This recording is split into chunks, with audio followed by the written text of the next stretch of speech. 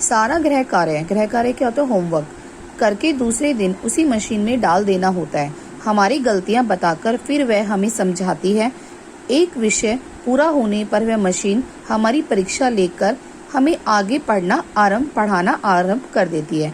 यानी कि क्या होता है कि एक कोई सब्जेक्ट लेती है, उसका पहले उसके बारे में पढ़ाती है, फिर उसका गृह कार्य देती है, होमवर्क देती है, फिर टेस्ट लेती है ना। और जब वो सब्जेक्ट कंप्लीट हो जाता है, उसमें आप पास हो जाते हो, फिर दूसरा सब्जेक्ट आपको पढ़ाते हैं। यानी कि यहाँ पे कोई टीचर्स नहीं है पढ़ाने के लिए, यहाँ पे क्या है, मशीन ही है पढ़ाने के लिए।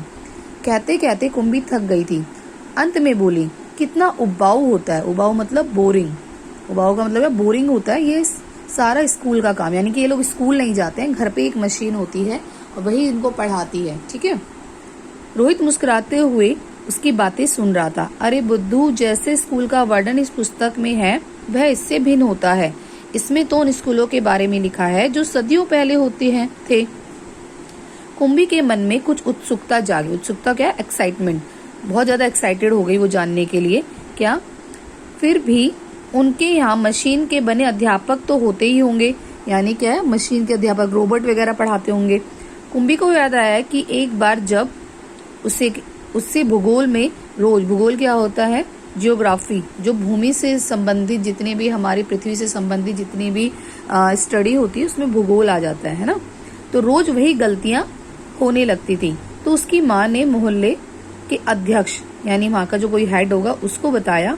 तब एक आदमी आया और उसने उस मशीन के पुर्जे यानी मशीन का हर भाग, उसके जो पार्ट्स होते हैं उनको अलग कर दिए थे। तब उसने मन ही मान लिया कि वह आदमी इस बोर करने वाले अध्यापक को पुनः जोड़ ना पाए तो उसे हमेशा के लिए छुट्टी मिल जाए। लेकिन उस आदमी ने मशीन को फिर से जोड़कर उसकी माँ को बताया था कि लगातार मशीन के भूगोल की चक्की लगता है मशीन के भूगोल की चक्की कुछ तेज रफ्तार पर थी, जो आपकी लड़की के लिए उसे समझना कठिन हो गया था। मैंने उसकी गति यानी स्पीड, गति का मतलब क्या होता है, स्पीड को कुछ धीमी कर दी है। सो आशा है अब ठीक रहेगा। और कुंभी को उसी समय भूगोल का सबक सीखने यानी कि चैप्टर, वो पार्ट पढ़ने यानी सीखने पर बैठ जाना पड़ा था।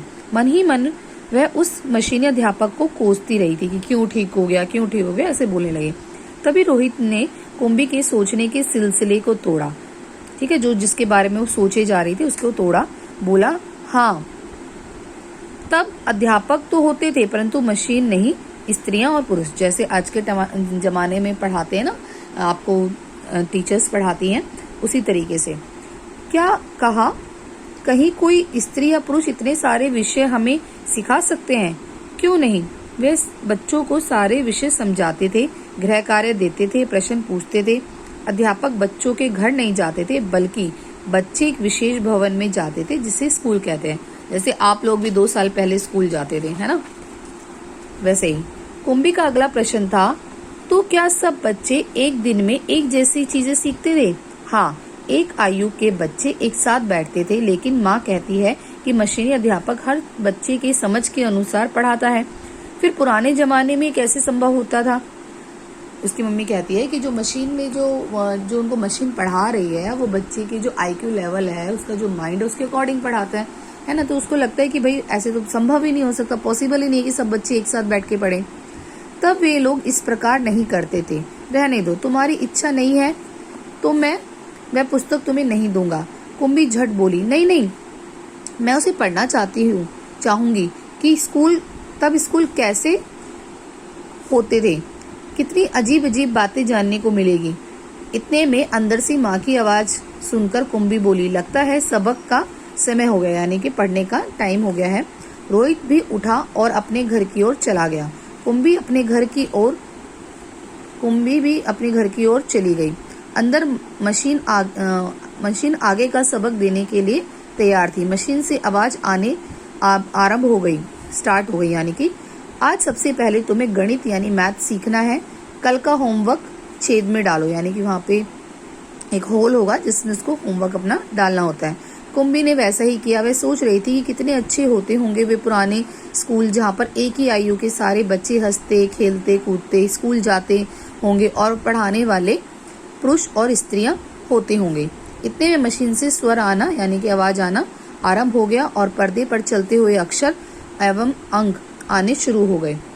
और कुम्मी सोच रही थी कि तब स्कूल जाने में कितना आनंद आता होगा, कितने खुश रहते होंगे सारे बच्चे।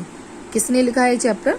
आइजैक असिमोव ने। ठीक है, ये फ्यूचर की बात हो रही है कि जो हमारे आने वाली जो जनरेशन है मे भी ऐसा हो कि वो घर में ही पढ़े, जैसे आप लोग पढ़ रहे हो अभी उसी तरीके से पढ़े। आज कम से कम हमारे जैसे टीचर्स आपको ऑनलाइन पढ़ा रही है, बट आने वाले समय में हो सकता है कि मशीन में आप जैसे कि कोई कंप्यूटर है वहां पे आप बैठ के पढ़ें, है ना।